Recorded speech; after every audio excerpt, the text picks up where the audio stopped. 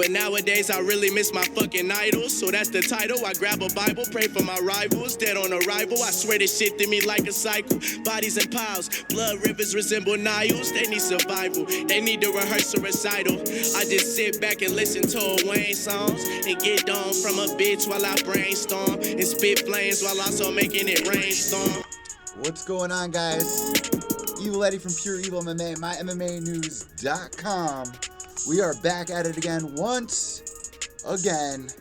It's been a little while since I got to check in with everybody. And let me fix this. I just got to update this title thing really quick, fix the camera really quick. But for those of you guys tuning in, thank you so much. Make sure you guys subscribe down below here at youtube.com/PureEvilMMA and hit that little notification bell. For some reason, YouTube does not let my listeners know when I go live, and it's so aggravating. So if you want to hop on board, jump on the live train. Even if you're listening to the audio podcast right now, it's a lot of fun when you hop on to the live stream. You chat in the chat room, you talk with the other listeners of the show, and we get down on some MMA news. So before we jump into today's show, because I know there is so much to discuss, we actually have some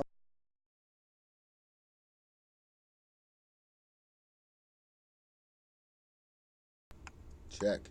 We actually have some breaking news. Somebody's going to be calling in just a couple of minutes here, and we have a lot to discuss between Conor McGregor versus Khabib Nurmagomedov coming up. Also in the news, Jon Bones Jones possibly coming back before we know it. So I'm really looking forward to today's show. Guys, if you were listening to the podcast on iTunes, give us a review. Take a screenshot of that review. Send it to me on Twitter. Make sure you're following me on Twitter at evil_echo. That's EVIL_ECCO. Also on iTunes. Also on Instagram. Listen, my shit is all sideways over here. Let me fix this for you guys, because this is brutal in here. It's been a minute. Like, my camera's all messed up. So you guys got to give me a minute to get a little situated over here.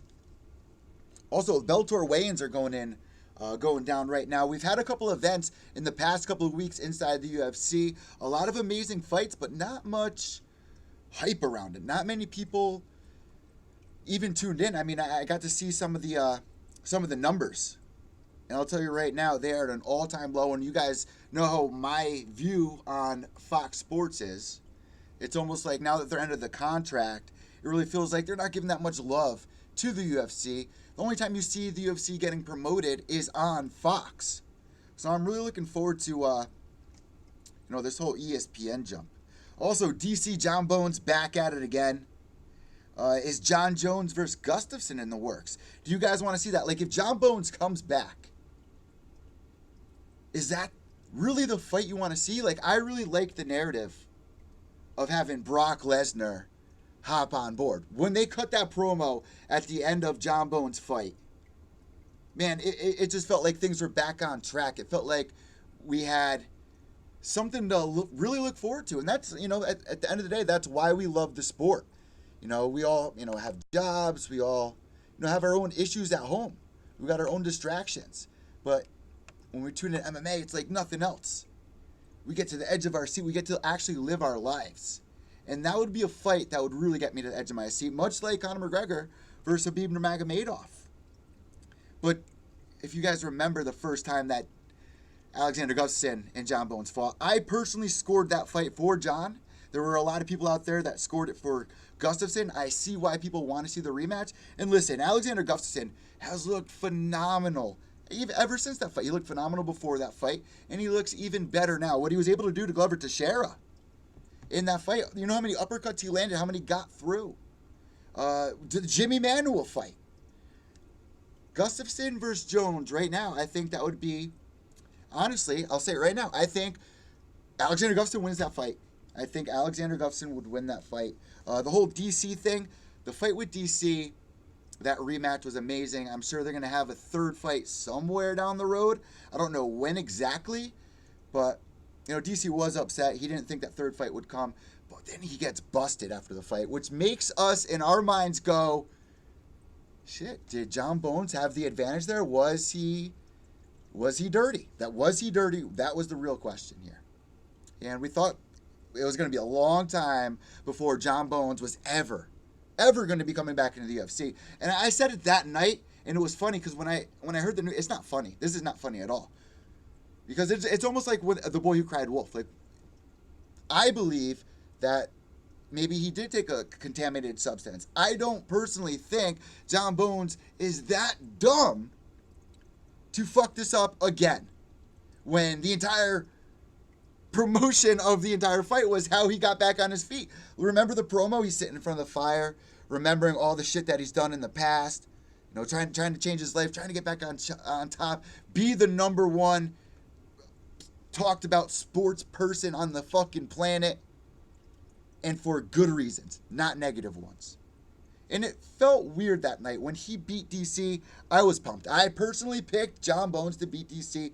I saw it coming by knockout. It was very competitive. DC did a great job. You guys can go back and see how I scored round by round. But John Bones, when he landed that kick and you just saw DC's switch just go on and off, and him like focus, tune out, and just take those couple steps backwards before John finished him, it was like, holy shit. John Bones is still the greatest in the... He just took out DC, who's been taking out name after name. That was impressive. But I will also say this. One thing I noticed and picked up on that night was how John Bones, his celebration didn't feel authentic to me. Like, I feel like if I was in his shoes and going through that, and I'm not, and I haven't been, but I can relate to the whole addiction side of things and getting back on your feet and reaching a goal, a personal goal. Maybe nothing that big like a world championship against a fucking Olympic wrestler that's on a killing spree. But I can relate in a lot of ways, and I just picked up on the energy tonight, and it just didn't feel like he was actually taking it. It didn't feel... It almost... Like, once we found the news, it was almost like he knew in the back of his head, like, I'm going to get fucked in a couple of days. So should I be celebrating? Like, it almost seemed like he was worried about something. I think that's better to say. Maybe he didn't know, but I felt like he was worried about something. Maybe it was just surreal to him at the moment. I don't know. You guys be the judge of that. That's what we're here to talk about, but I don't know. I do think DC versus John Bones is somewhere down the future. Do I want to see it next? No. We're going to put an X on that. Do we want to see Alexander Gustafsson next? Yeah, I would love to see that fight. The way Alexander Gustafsson has been on a roll. John Bones coming back soon. It's been a minute since Gus fought. That would be a great fight. Who else in the division is there? Oh, yeah, that's right. They already started pushing Brock Lesnar. On the audience, and it was a huge hit. So now you're going to take that away? That's almost like Christmas coming, and your kid being like, oh, man, I want the new iPhone X. And the parents go, all right, we're ordering it. It's in the works. It will be here before Christmas, so get ready.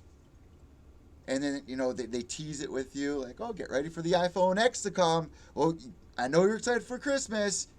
And then, bam, they give you a fucking 2016 Droid. And you're just sitting there like, this, okay, cool, it's something. It's not what I wanted. Let's get, I think Mercy, is Mercy trying to call? Mercy's going to be calling in any second. Let me see if she tried calling me. Because I actually want to ask her about this. Here, let me, all right, I'm going to tell her to call in 5 minutes. All right, so in 5 minutes, we're going to be hearing from Mercy, part of Team Cyborg, very close with Chris, very close with a lot of the female fighters out there. So we're going to dive into a lot. And I love when Mercy comes on the on the podcast. I get really excited, and she actually has something very exciting, very, very exclusive to share in just moments. So make sure you guys hang on for this episode of Pure Evil MMA, because it's going to be awesome. Okay, what are the three things? Okay, let me catch her up on this. But guys, Brock Lesnar's the way to go here. That's the only thing I want to say.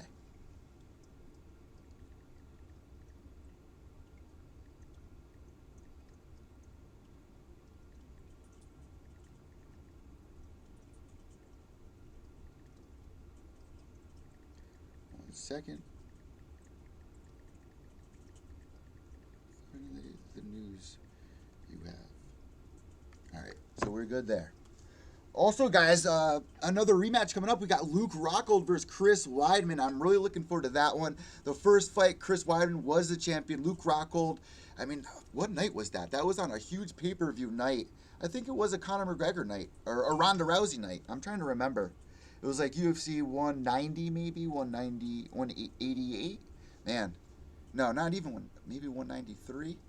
I can't remember, but somewhere around then, when those two first fought, and it all goes back to the one moment, the one stupid decision Chris Weidman tosses and turns over every fucking night.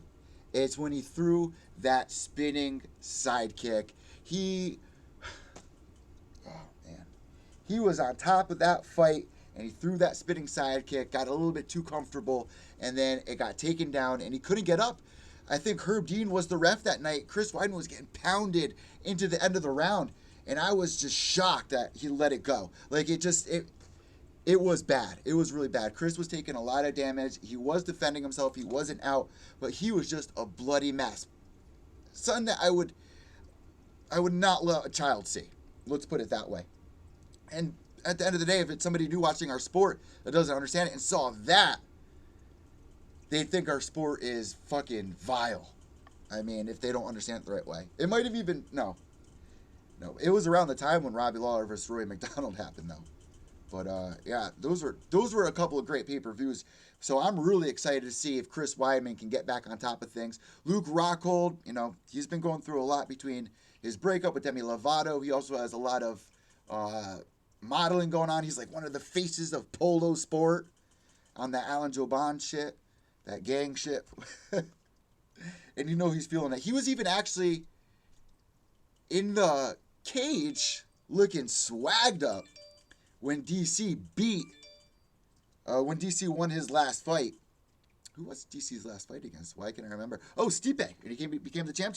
You saw Rockhold, sitting there with his arms crossed, looking at Brock Lesnar, because that was exciting too.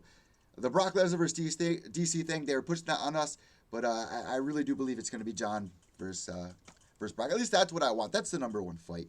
That's without a doubt the number one fight. But there are a lot of upcoming fights that we have to look forward to, guys, coming up. And that gets to the next topic here. The 165-pound division was dangled in front of our face this week from Dustin the Diamond Poirier and also Nate Diaz, who made the rumor.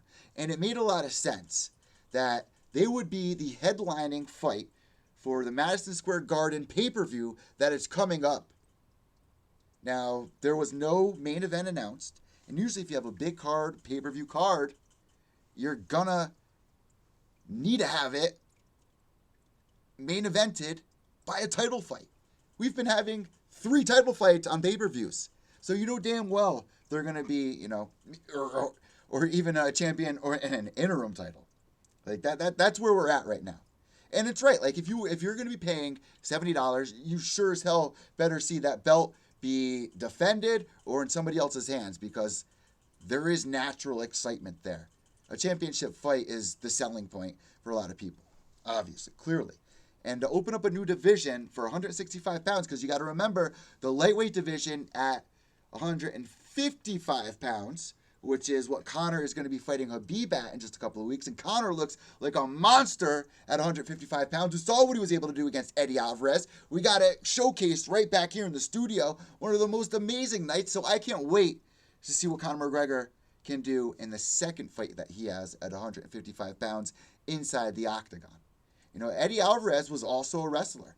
The people bring it up. Chad Mendes, also a wrestler. Chad Mendes was a small featherweight. Khabib is a bigger lightweight, guys. I can't wait to see. My mind is going back and forth with that. And damn well, if Conor beats Khabib Nurmagomedov, he's going to want to do something even bigger than become the champ. If they open up the 165-pound division and have Nate Diaz versus Dustin the Diamond, are you guys not getting your blood to start boiling in excitement to have that fight next? Because even if Dustin wins, he gets his shot at redemption. And Dustin's been on a spree right now. I think he definitely deserves a title shot.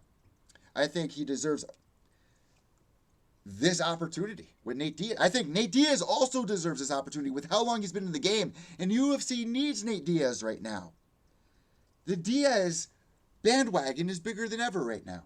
you also guys got to remember that his brother Nick is possibly coming back soon. If the UFC's smart, they're going to want to roll with the Diaz thing because that appeals to a lot of people, especially after the Conor McGregor fight. It just clicked with a lot of people, and there's no way we are like I'm literally keeping myself alive and healthy just to make sure I am having a fucking heartbeat when they announce the fight, the trilogy between Conor and Nate. I better be alive for that fight. If I am dead by then, I did not fulfill my life. I will be roaming the earth miserable. That I didn't get to see Conor McGregor versus Nate Diaz 3. Like, that's that's what my life is at right now. Like, it really is. And me and Mercy are going to be talking about distractions because I got a lot of messages from you guys this week saying, Eddie, where have you been? What's going on? It's a beautiful noise. Mercy ringing in. Mercy, Mercy, Mercy. How are you doing? What's happening, Eddie? What is going on? Obviously, we are live. It's so funny. Every time me and Mercy talk, she's like, are you live right now? Because people just be calling me, and I'm like in the middle of the show. But no, this is actually set up. Me and Mercy are going to be talking about a couple of things today, guys. If you've listened to Pure Evil MMA before in the past, you know damn well who Mercy is. You follow her on Twitter. And she just has all this exciting stuff. She's really close with a lot of the female fighters out there. She's got some really exciting things to talk about today. So, Mercy, how's your day going? Hey, I'm hanging in there. It's going to be one of those days, you know? You know, I'm on the same page with you. I just had somebody tweet and ask me, some guy to ask me if I knew what MMA stood for. Like, that's really funny today. So yeah, because you're a casual, right?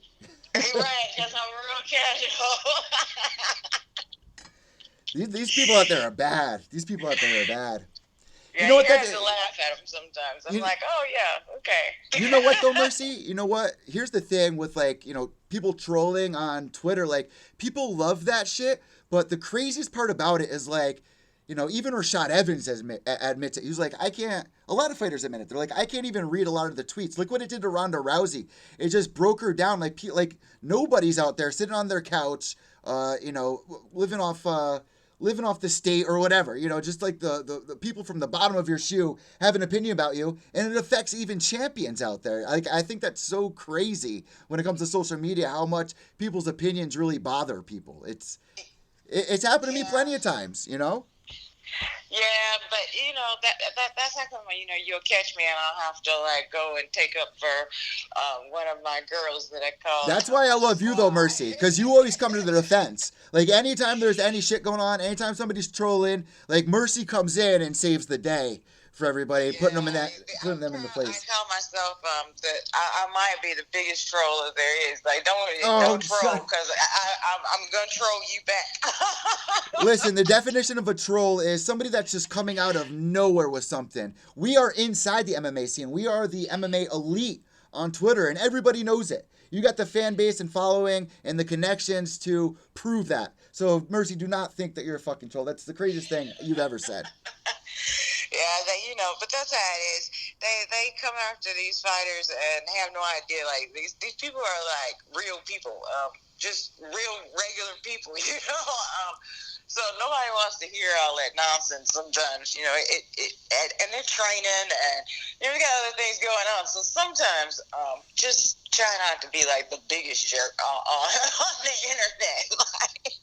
So, like, yeah, like you say, like I say this all the time too. It's like, even when I'm trying to get motivated, you know, Conor McGregor was a nobody. Chris Cyborg was a nobody at one point. Like all these famous people were nobodies. They woke up, they grind, and you know, they put their next foot forward. It's not like people are born to be, you know, in the spotlight. Like you have to achieve that, and they're no different than you and me. They have emotions, they have feelings, they deal with things the same way. You know, so people don't realize that. Exactly. Like I was telling you the other day that Champ Shields had. I'm talking about countless trolls. I don't even know where they came from, but you know, she's training for a fight. Nobody has time to read that nonsense. It's nonsense. Like, these fighters have other things to do. They want to get online and try to interact with their fans, you know? So, and as fans, that's what we all want, right? Like, we'd like to be able to talk to, like, our faves and our favorite fighters and be able to, like, interact with them. But it's bad when they can't even interact with their actual fans because you've got just so many idiot trolls running around. But yeah, so they kind of mess it up for us all sometimes. One thing I wanted to talk about you, Mercy, like you were really close with a lot of these female fighters out there, and you were recently at the fight with our girl Misfit. Like you actually really helped me get in contact with Misfit, and we've grown a really great relationship off of you. You were there at the fights. What was going on there? Because she called in the day after, was filling me in, telling me what was going on. But from your viewpoint, what was that night like? Christine, Misfit. Always Team Misfit. That bare knuckle is off the chain. Like, yeah. I'd never seen a bare knuckle fight before that event, but that was some exciting stuff. It's like boxing on steroids or something. Like, the knockouts are faster. So if you're kind of into that kind of action, bare knuckle is definitely what you want to be watching for. I just have never seen that in my life. It's amazing. But yeah, Christine, unfortunately, her opponent came up and had an issue with her as being suspended or something, and she didn't know it or something like that. Yeah.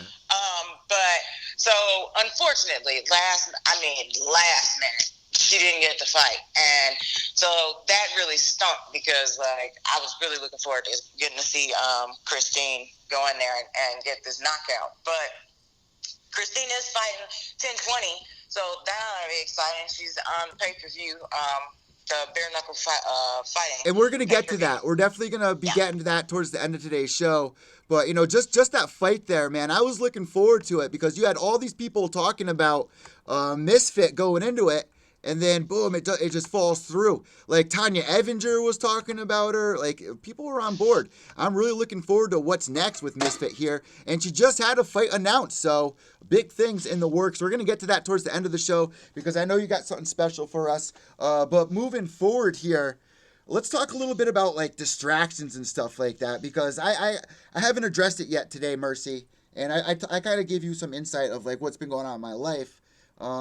Just so you guys know, I haven't been going live for you guys in the last week because I've been talking to somebody new. Things been exciting, and when you're focused on something like that, you want to show them the respect to be like, I'm not distracted, but I really felt bad and I really missed a lot of you guys. So I just wanted to put it out there that this is not going to be a normal thing. I still am going to be sticking with the Tuesday live stream and the Friday and Saturday live stream. I'm also going to be mixing in with some reaction videos.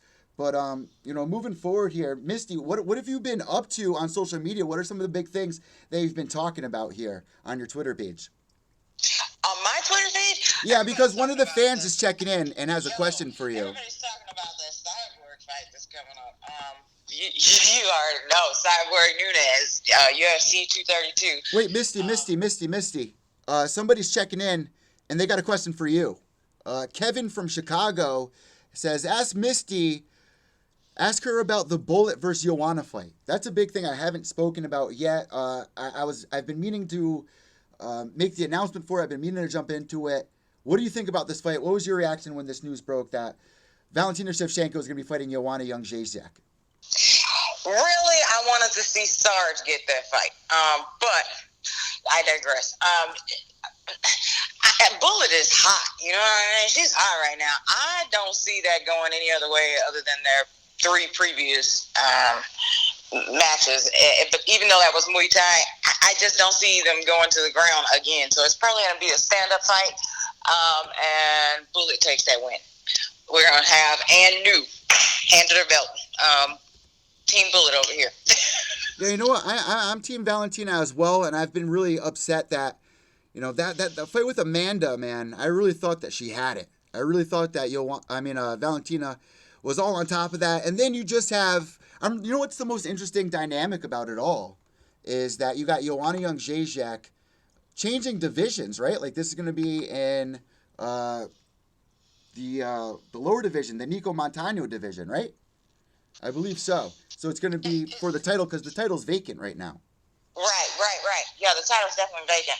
This is for the 125 belt, right? Yeah.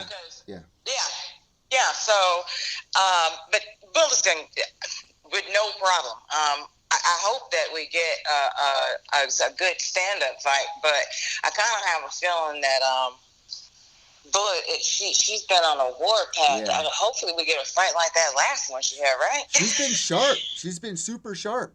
Ever since that Holly Holm fight, she's came into the picture for a lot of people. People didn't really have their eyes on Valentina until she beat Holly Holm in that fight where she won pretty much every round. And it's really interesting because Joanna coming off 2 losses here, where is she at mentally? You know what I mean? So this is going to be really interesting. Valentina is so hungry for that belt. She keeps coming within arm's reach, and it just keeps slipping away little by little. This is going to be good. Great I feel fight. bad for her. Like, she's had 2 title fights happen like that where, like, something happens, like, right the day before. Like, kind of sucks for her. That's something else everybody's been talking about, these backup fights for main events, for titles. Because, really, it only makes sense to me. It stinks as a fan, you spend your money and it's not cheap really to go to a UFC fight. So when you do go, that's what you're going to see. You're going to probably to see your one favorite person on the card, and like the rest of the card, it's just an added bonus.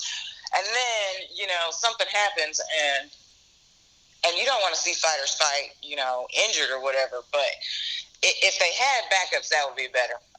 So hopefully they have a plan in place for Bullet and Chris. Actually. Yeah, but mainly for title fights, it's so important to be able to have that backup there, I think. Because if it falls through, you got a lot of people upset because, they're flying from different countries or spending all this money to see that one fight, and it's gone the day of or whatever. It's frustrating. Right, and then you have all these endless, like, pointless conversations about, she was scared, he was scared, and blah blah blah. And it very well may have been a genuine injury, but fans get frustrated because it's a lot of money for some of these people. They're coming from like Poland and Brazil, and they're coming from all over the place, and I can't even imagine what those plane tickets cost. And then you're talking about, like, the Chris's fight is New Year's Eve weekend. The hotels and whatnot in Vegas New Year's Eve weekend are not by any imagination cheap. So, you kind of want to have that guarantee that you're going to be able to see her fight. Chris is an OG. She's definitely going to fight. Chris probably would fight with one arm broken and a leg broken before she didn't show up for a title fight. But we know Nunes. She's had her fair share of issues, right? So, for me, I would like to see some backup plans in place, and I want to see Bullet get the title. So I definitely want them to have a backup for her. So that's gonna be a good fight, though. So you got somebody in the chat room asking who Sarge Eubanks is. Do you want to take this one? Says who is Eubanks? I never heard of her. Really? Yeah. So I think they're being sarcastic. You know what? I honestly think that she would have beat Nico Montano in that fight, man. She was one of the strongest characters on that season of The Ultimate Fighter. What she was able to do to a lot of the girls in there was extremely impressive. So was Nico Montano. So that was the fight I wanted to see. Is she at the level for an actual championship title fight? Should she be the one facing Valentina Shevchenko? I have to disagree there. I know that you guys may be for it, but I really like this Joanna versus Valentina fight. I think both those girls are way more deserving. Maybe throw Sarge in after this fight. Maybe after, but Sarge should definitely be in the conversation, in the mix somewhere, coming up soon. Those girls, they grinded it out on that Tough series, and so what's the point in Tough if they don't get Yeah. It really, that was so upsetting to watch that fight fall through. I mean, she made weight 3-4 times during the season of Ultimate Fighter. She did have a difficult time, even had to cut her hair at a couple of points. That was a good episode when she had to cut her dress. That was an amazing season. I haven't even been watching this recent season that's been airing, but for Sarge Eubanks, man, she definitely missed that opportunity there, and I'm dying to see her get in there. She hasn't had a fight at all yet, right? She hasn't been in there yet. She's had one, right? No, yeah, you're right. You're right. She's had one fight and she won the fight. Yeah, she won. So yeah, but I'd like to see her be able to. You know, that's the thing. They don't promote these fighters enough, so people really don't know who they are. So yeah, Sarge. So for whoever asked, Sarge was on the Tough series, and she should have been fighting for the title fight, and got injured and couldn't actually fight. So that's why I say she should have been one in the mix somewhere in the conversation, title contender, something. Yeah. I saw Roxy. That's somebody else we haven't heard from recently. Roxy, and why they're not putting her up for fights or allowing her to fight, I don't know. But again, you know, I probably do know, but you know, that's just how they are. If you don't have that look, sometimes you don't get a push at all. Man, I love her. There's so many girls out there that can relate to Roxanne Modafferi. She's such a positive person. She even wrote, I'm dying to get her book. I don't know if you read her book. It's called like the Happy Warrior, or I forget the exact name of it, but I'm dying to get it. I didn't even know she wrote a book, but she is such a positive person. If you can find a way not to like her, something might be wrong with you. And she's been around for so long. Yeah, she's an OG too, right? Yeah. She's been around a long time. She fought over in the circuit in Japan. I mean, yeah, she's a cool girl. I'd like to see her at least get one more fight. I don't know how much longer she's gonna fight for, but it would be good to see her get to go out, you know, with a win. So what was your reaction when Nico Montano dropped out? Because I was a little baffled about it. You know, I didn't think she was scared or anything. I think what was going on was genuine. First off, what were you feeling before that fight? Did you have a feeling she was going to fall out? Because Valentina kept saying it over and over. You know, that's what I was going to say. Like, initially, I was like, is my mind playing tricks on me?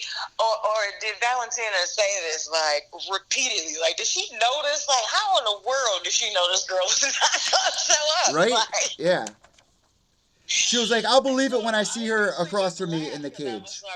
Wow, she said this girl wasn't going to show up, and she didn't. Like, it was crazy, right?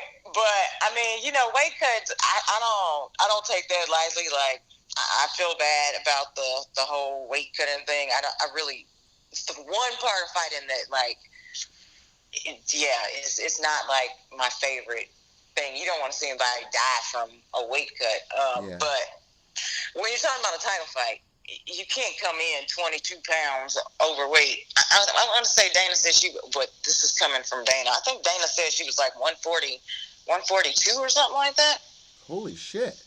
Yeah, she was like featherweight almost. Holy shit. When she came in the I fight didn't hear that, but wow. Yeah.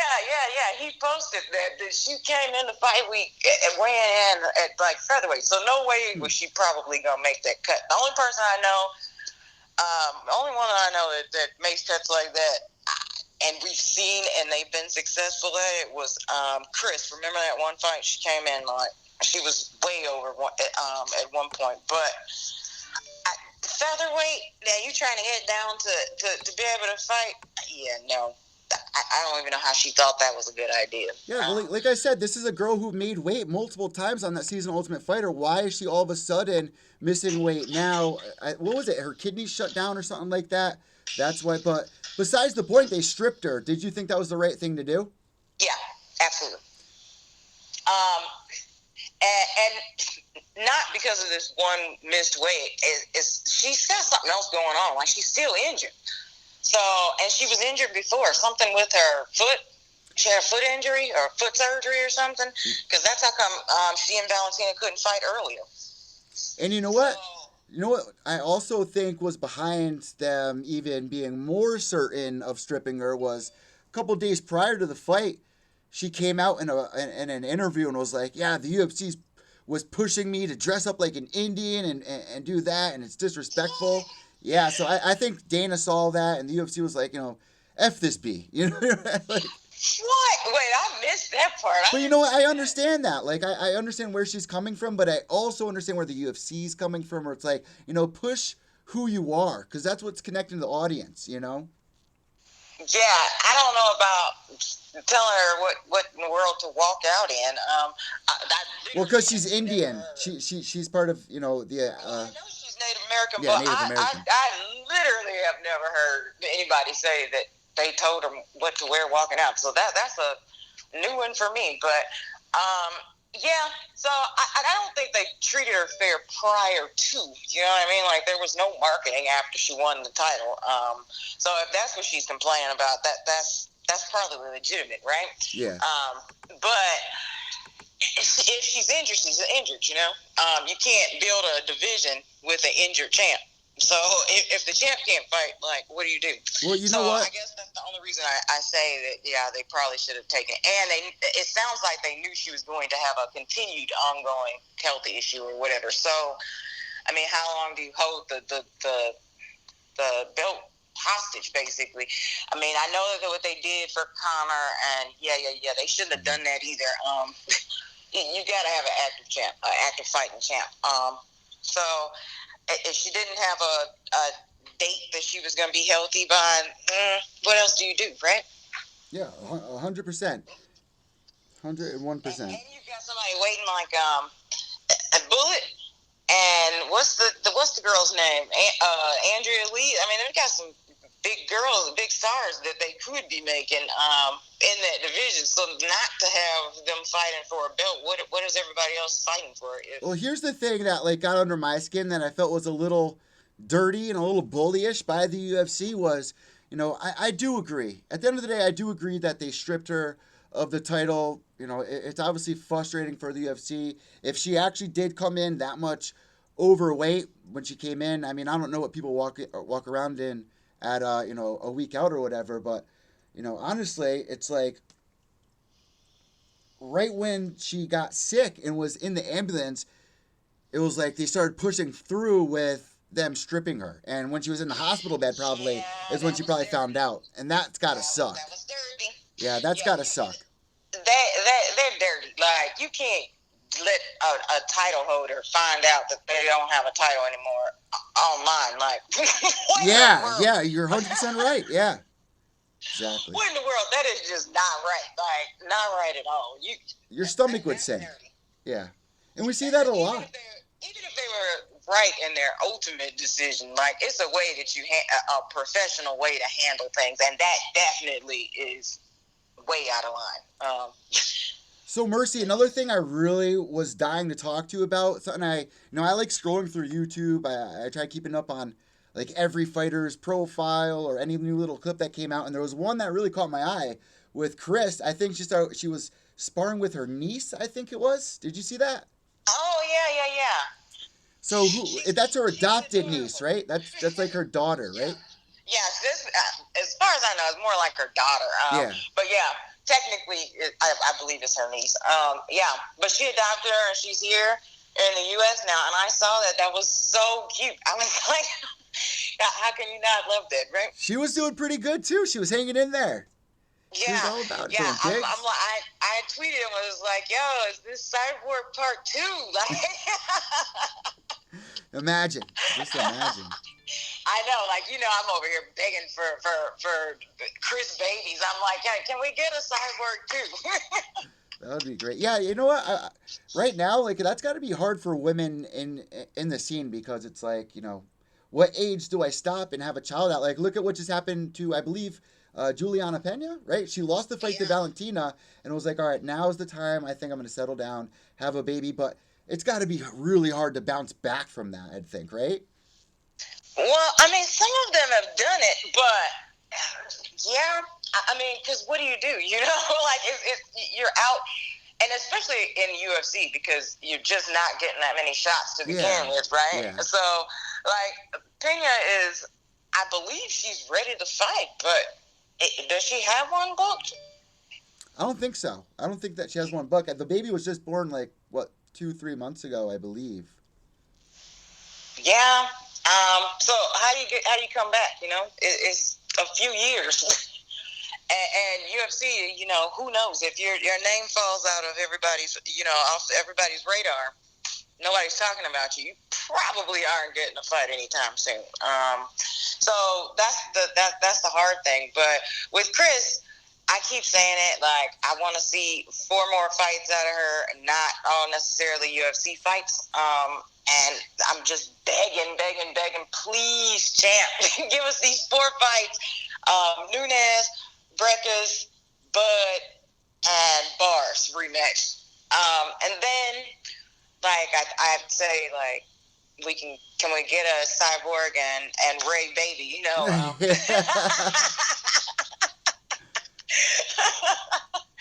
As a fan, that's just the fan in me saying, yeah, that's what I want to see. I want to see those 4 fights and then a wedding and a baby.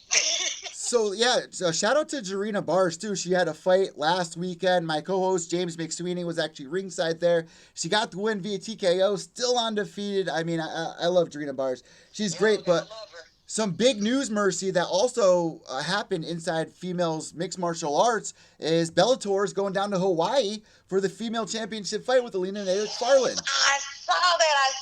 Like, that's exciting. I mean, I don't know if that's not a fight I'm probably planning to go to. And it's against Valerie Letourneau as well, Trouble. Yeah, that's exciting. Oh, yeah. I mean, I read about that, and I was really excited for her. But, Hawaii, they never get shown any love. I mean, I get it; it's expensive to get there, but that should be a good show. I'm looking forward to that one. It's just huge news. I missed the Bars fight. How did you not tell me about that? Yeah, you know what? I didn't really know much about it either. I was actually, I was keeping up with James, and he was at the fights there because he was cornering one of the fighters, and I looked at the card, and there's Jarena's name. So I immediately messaged Jarena, and she must have been in the back of the locker room, and I wished her good luck and everything. So it was awesome to hear that she got the knockout. So, yeah, we got to get Jarena back on the show. But, my point being with the whole Hawaii thing, it's just really awesome to see another female fighter making a name and making things happen, like pushing organizations to make moves. Bellator's never been to Hawaii. UFC's never been to Hawaii. Here's this girl, Trisha Serro. She was on my show a couple weeks ago. And she trains with Valerie Letourneau, and she was like, I was at the last Bellator fight that McFarland fought at, and the crowd there was so loud. The support there was amazing, and I bet they sell out. Yeah, I agree 100%. And damn well there's gonna be some UFC fighters there like BJ Penn. He's definitely gonna be ringside for her. Right. Yeah. Like, wow. When I saw it, I was like, oh. Bellator, now see they're making moves. They're making moves. They're supporting their champ. So that was awesome. I'm always excited to see these girls get bigger opportunities. So looking forward to that. So Mercy, great women's fights coming up. Moving forward with our topics here, we're talking about Chris, Misfit Ferreira. Have you been keeping up with her? What has she been up to in the last couple of weeks? Because I'm really looking forward to this next upcoming pay-per-view card for Bare Knuckle FC. She is training hard. Of course, that's my girl. Yeah, that's my girl, too. I love that girl. I love Misfit. I love me some Misfit. Shout out to Misfit, man. I love her. Big things coming for her. Her sponsorship season is open, too. So, a big push from the fans will help with that. But yeah, she's training hard and of course somebody is calling on my phone. Sorry guys. But yeah, she's training hard and looking forward to this fight. You already know she's bringing that fire and that smoke. And I cannot wait to 10/20. I will be attending that event. I got to see her fight. I missed out the last time because she didn't get to fight. I definitely will be there, screaming my face off. So I definitely will try to call or something from there so you all can get the highlights happening from there too. Yeah, because you were there, you went out for dinner with the fighters and all that. So I believe this second pay-per-view did pretty well. I mean, everybody's talking about BKFC, and this is a sport that's been around for so long. I mean, I remember my very first interview that I ever did. I was on a show. I was on a podcast, another podcast. Shout out to Cage Side Submissions, even though, they blocked me. Shout out to them because, they really helped me get my foot in the door. But one of the first people I ever interviewed was Bobby Gunn, and that's really the first time I started getting into the bare knuckle scene. Bobby Gunn. That's a friend of mine. He's the legend, right? Like, yeah, absolutely. How do you not know about Bobby Gunn? Yeah, and he broke some interesting news on my Twitter feed. That I just almost passed out about. He says that he's fighting. So he hasn't announced yet who he's fighting, but yeah, he's fighting. And I'm looking forward to it. If I can see Bobby and Christina on the same card, hell yeah. Yo, I'm going to die. You all are going to have to call 911 and carry me out of there because I probably will stop breathing. So the interview that I did with Bobby was probably about 3 years ago, I believe, and he was trying to get, bare knuckle boxing sanctioned and legit, and they finally did it. And he was also talking, he was like, I want to have it on pay-per-view. And I was like, that might be a little hard depending on the price or whatever. But then he was like, he was really aiming to fight Kimbo Slice back in the day. And that's a fight I always wanted to see. Unfortunately, we'll never be able to get it because Kimbo would have been a staple inside this scene. And damn well he would also be on one of these 3 cards by now if he was still around. God bless his soul. Rest in peace. But yeah, that's a fight we never got to see, unfortunately. But for the price point for the pay-per-view, that pay-per-view is off the chain. The only thing is that the best fights at that card, the second one, the best fights you all didn't get to see, they were after the pay-per-view ended. I'm talking about straight bloody knockouts. I've been a fight fan a long time. I've never seen nothing like some of these knockouts. So make sure you check out the third pay-per-view. But I was really disappointed that they didn't get a chance to put those on the pay-per-view. Hopefully they're on the website, on Bare Knuckle Fighting website, because those last 3 fights were off the chain. What was the atmosphere? Well, first, how much were tickets? Was it pretty cheap to get in there and get good seats, or way more reasonable than like a UFC fight? Yeah, I would think. I believe they start at like $35 or something like that. Okay, it's like a Bellator ticket. They go up ticket. to like $250 or something. Okay. So they're not bad price. It's a good show because you can take your whole family, and it's a fun atmosphere. We had a good time, and you get to interact with the fighters when you're there, because they're still relatively small, but it was a big crowd. Like, I was shocked. For the second pay-per-view, it was like, wow, these guys really, really must have been thinking about this for a long time, because they put on a show. Yeah. Everyone was talking about it. I can't believe how big this is taking off right now. It's really exciting. I'm shocked too. Believe you me, and that's why when I went, I had to go see firsthand for myself, and I was like, well, I was expecting, some little, like a regional fight kind of scene, but no, this was like a full-fledged, in-your-face pay-per-view. I could not believe it. And you know what? They got the lights, and it was the whole show.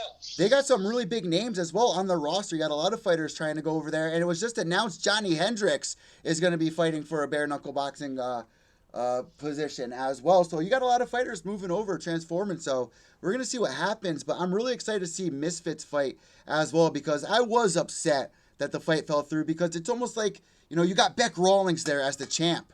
And that's the fight I need to see, is Ferreira versus Beck. That's the fight. When she stopped running, right? Yeah, she can get knocked out too. But Ferreira, I'm telling you, she's just got a whole different fighting style. Like, Beck is like all about getting like these point wins. Ferreira is coming in there to knock off somebody's head. Yeah. I cannot wait. She's an exciting fighter. If you're into the whole knockout scene and that's why you watch Combat Sports, that's your girl. Join Team Misfit. She's got that smoke, and she's training hard. I can't wait to see this fight. She's fighting, what's her name? Tate. Jennifer Tate, I believe her name is. Yeah. Who's been around in the scene for a very long time. Yeah. I mean, she's been around a while because in her Muay Thai days, she fought Nakamoto. I mean, she lost, but she fought Nakamoto. So yeah, she's a legit fighter. I give her props, but she's walking into a dangerous situation. Christine's coming to literally take her head off. So I'm looking forward to it. You'll definitely hear from me screaming my face off for Christine. Nobody like this chick, and not in the bare knuckle scene, and she's about to show what women really can do in the bare knuckle world. This fight is about to be off the chain. So, Misty, last but not least, before we let you go here, Mercy. You know, Mercy. We're about to scrap ourselves. Do I keep calling you Misty? Misty and Mercy? You know what? Somebody else on the phone. Eddie is clowning me right now because he didn't call me Misty. How many times did I call you Misty? About 3. Oh, God. You got your fans even tweeting calling me Misty. That is funny. My bad on that. My bad on that, Mercy. It's all right. You know, because I keep seeing my Twitter open up, and Misty keeps texting me, so I keep fucking it up in my head while I'm trying to keep topics going and shit. So it's like slipping my mind. But yeah, keep your head in the game. Before I let you go, there was just a recent Invicta FC fight that went through, and I was really extremely impressed with Mallory Martin. Have you been following along with Mallory Martin and who she is? No, I haven't. Who's she fighting? No, she just had a recent fight for Invicta FC, but since you're on the phone and you know a lot of the female fighters out there, it's somebody that I really want to push on you guys to get, to know a little bit better. She has a really exciting fighting style, and I'm looking forward I really believe she can be the future Invicta FC champion. So what is going on over at Invicta FC? Is there any, what's the number one female fight that you're looking forward to right now besides Chris Cyborg? What's the number one fight? Pam fighting for the belt. When's that going down? November 16th. All right. November 16th on that card. I think that's 32 maybe? Yeah, I think that's 30. That's Invicta 32. And there's 2 or 3 featherweight fights on that card. And that's my favorite division. I love the featherweight division. So, yeah, I'm looking forward to it. I'm pulling for Pam. I hope she gets the title. And I'm actually going to try to attend that one. I'm not making any promises yet. Yeah. I'm going to try to attend that one. But I'm trying to figure out how I can go there and be in Atlantic City the next day. Because that's impossible. Clarissa Shields is fighting Hammer, main event, Showtime, the next day on the 17th. These girls got me trying to jump all over the place during my birthday season this year. That's why I said this time is exciting. I know what I was going to tell you. So you got the Chris and Nunes thing with this whole traitor comment. So I just need to clarify for everybody so I can stop getting tweeted about this. Yo, it all boils down to this. And there's a video about it. I'll post it on my website, on my Twitter feed. It all boils down to this. I can explain this. It's simple. You cannot sit and fight next to somebody without opening your mouth when they have called every person from your country a filthy animal. That's what it boils down to. I don't even know how you look at yourself in the mirror, and that's what you just did. That's whack. So, yeah, I can't say the word in Portuguese like Chris has typed out, but, yeah, that's straight traitor move right there. So that's where that's coming from, you guys.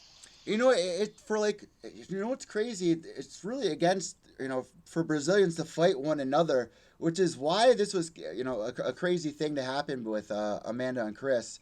I think that's pretty controversial just in general because they're both, you think back to the UFC, Brazil had how many champions? You know what I mean?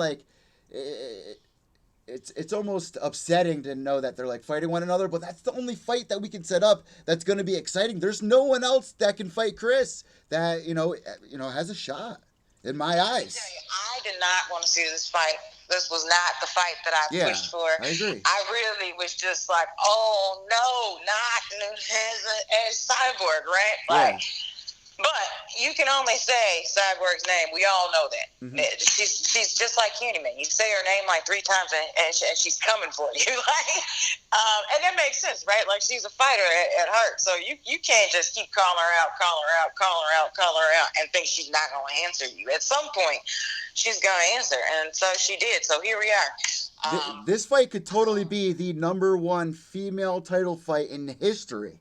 That's what I see in that fight, though. I do too. Yeah. I don't know why Nunes is posting about owls and chickens and cows and farm animals. I don't know what's going on with that. E-I-E-I-O. Right, I was like, we got old McDonald going on over here. I keep reading her page and I'm McDonald. like, what in the world are you? Are you posting about a raccoon? Yo, Chris is over here literally like getting punched in the gut while running she's 6 miles a day. Yeah. I'm not taking away from Amanda. But... I'm like, do you not know that this is like Sparta, and she's like coming for your head? Do you realize that you talking about a cow? Yo, this fight is gonna be hype. I cannot wait for UFC 232. And did they say that John Jones is fighting on that one? Have they announced that yet? So it's been going back and forth. DC and John Bones were both beefing last night. Is it going to be against Gustafsson? Is it going to be against Brock? I don't know. I don't know if the update came out yet, but we do know that John Bones, his manager, has gone to the UFC. They have talked about it. There is something in the works, but I do not believe anything has been announced yet. I'll look at my phone in a minute to see if there's been an update, but for right now, all we know is that he's going to be returning shortly. Yo, that would be crazy to have Chris and Jones on the same card again, like 214. Yeah, it would be like a family reunion. That'd be fun. We had a ball at 214. That would be a great pay-per-view. That'd be a great pay-per-view. Yeah, so that would be great. I don't know if that's the pay-per-view that they're making, but that would be an awesome pay-per-view. You just would have to pick me up off the floor because I wouldn't be able to believe it. Like, I looked up and was going to that kind of card twice. So, but yeah, the Nunes fight, that and Chris, when I say that's like the fight of all fights, I hope they put like 3 or 4 other women's fights on that card. That would be great. To have it like a women's heavy card, considering this is for real going to be the biggest women's fight in MMA and women's MMA history. Like, I would like to see some other women get to come along on that ride with Chris and Nunes. So. Mercy, what's the most fights that have been on a UFC card for girls? What, like 3 or 4 tops, right? I think like 3, maybe 4. Well, they were supposed to have 4 because I was excited about 228 at first because it was supposed to have 4, but then a couple got pulled, so it might be 3 actually. So I would like to see them have like 4 or 5. Actually. I agree. Like, and girls put on. Let the guys take a back seat, considering this will never go down again. You're never gonna have a women's fight this big. You got Titans coming in to clash that normally would never be clashing, right? I was hoping that Andrade could be on this card too. That would have been dope. That would be sick. Andrade's been on a killing spree. Yeah, it sounds like Rose's neck is broke or something. Did you read about that? Ooh, damn. I was real confused, but she said something about she was sparring with Bullet, and she broke some vertebrae in her neck. Oh, that is awful news. Yeah, like it was sounding so crazy at first. I was just like, "Are they kidding? Like, is this some WWE stuff?" But I mean, if she says it, that's what it is. So she's out. So we won't be if we get to see Andrade, it won't be for the title. That's a shame. That's a real big shame right there. But yeah, I really believe, last thing I want to say is I really do believe that if Chris Cyborg does beat Amanda Nunes, she's going to be GOAT in my book. I mean, there's no doubt about it. There cannot be a doubt about it. There's no one left. There's no one left. Who else is left? No one. There's no one left. But here's the thing. Chris is already GOAT. But, This like cements her. I mean, literally, that's how come I say the next fight I want to see is Brickens, because who else is there for Chris to fight? Like, does Ronda come back? Like, will that ever happen? Like, because I do want to see that. I do want to see that. I'm not going. I want to see that fight. You just want to see that girl go out on the stretcher, huh? I just think it would be exciting. I mean, I don't think she should jump right back into it, but if Ronda returns, that's the main goal. That's number one, is getting that fight with Cyborg. That's pretty much why they brought Chris over. They brought Chris over for Ronda. If she dies, she dies. She dies. You are heartless, Eddie. Oh my God. By the way, guys, I saw Predator this weekend, the new Predator movie. It was the best Predator movie I've ever seen. The best movie I've seen in a long time, matter of fact. So I definitely push that on everybody. Yeah, I'm telling you. So besides Chris fighting and beating Brickens, the only thing as a fan that I'd like to see her do, I'd like to go see her snatch that belt from Bud. Like, who else to say that they held 4 major MMA titles? Who? Like, nobody. So that's just the fan in me saying that. Like, Bud could get knocked out too. Like, who knows? Maybe we'll get to the point where it's like, you know, Bellator and UFC look up, like, you know, the UFC and Pride did when they brought over Chuck Liddell and all, you know what I mean? Like, that would be kind of cool to see, like, whose champion is number one. Like, you know, they got a good roster. I thought so too. I think that's a great idea. Yeah, right? Yeah, somewhere down the road. They could put a card together. Even if they did one card, like, it would be cool. Like, just to see what matchups you could make. Champs versus champs, you know? I think we're a few years away from that happening, but I would definitely keep that in the back of our mind. Like, the things that we can do are endless. It's just a matter of, you know, stars lining up the right way, you know? Right. Yeah, so definitely, I'm looking forward to it. It's a fun fight season. There's so many fights happening right now in the women's world of combat sports that my head is about to explode. Oh, champ Melissa at St. Evil is fighting on the 29th, whenever that is. Is that tomorrow? She's fighting up in that's tomorrow. Brooklyn. Saturday. Yeah, she's fighting in Brooklyn. So anybody that lives up that way, that's going to be they've got a nice card going, and she's fighting for a title tomorrow. Damn. So check that one out. Yeah, I'm like I'm really not that far from Brooklyn at all. I can hop right on the subway, and they bring you right to, they drop you right off at Barclays Center. Like, it's crazy. Yeah, and tickets are decent. Like, yo, that's a fight I would be going to. You know, she's real close with Champ Shields, so I would check that fight out too. Oh, Mercy, have you been watching the new season of Ultimate Fighter? Because there are girls on it. You know, Chris, when they were doing the tryouts, she was there to greet all the girls and, you know, introduce herself and stuff like that. But I don't think she's I haven't even seen any of the episodes this season. Have you? I've seen a couple of them. And is it good? No, not that I know of. I don't know that Chris has been on any of them. But I'm not shocked. It's UFC, you know. Is it a good season or what? I'll Who you got your eye on? Yeah, Leah Letson. Yeah, my girl Leah, man. I interviewed that girl a couple of years ago. She's a good fighter. I'm happy to see her get her shot here. I'm kind of upset that she has to be on the show because she was already scheduled to fight. She was already signed as a featherweight fighter prior to the show because she was supposed to fight Yana, the girl that Chris fought last. Sakaya. Yeah, and that fight just got canceled because they needed to put together a show after the headliner fell out for 222, and so they gave Yana to Chris to fight then. But yeah, they were supposed to fight, and it was supposed to be a featherweight fight. So I don't know. But so Mercy, we got about 1 minute left here on the show, so this is the perfect time. If you got tags for people to follow you on social media, anything at all, the floor is now yours. Well, you can follow my girl Christine Misfit Ferrer, and because she's got her show fight coming up 10/20. You've got the Champ Shields fight 11/17.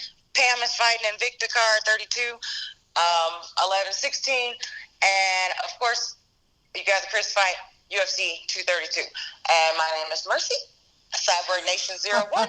And my name is Mercy, not Misty. Yeah, I'm Mercy. Not misfit. That's great. That's so Oh, good. mercy. Give me mercy, mercy. Give me mercy. Have mercy, mercy. Have mercy. Exactly. Cyber Nation 01 on Twitter. All right. You guys. I'll talk to you in a little bit. All right.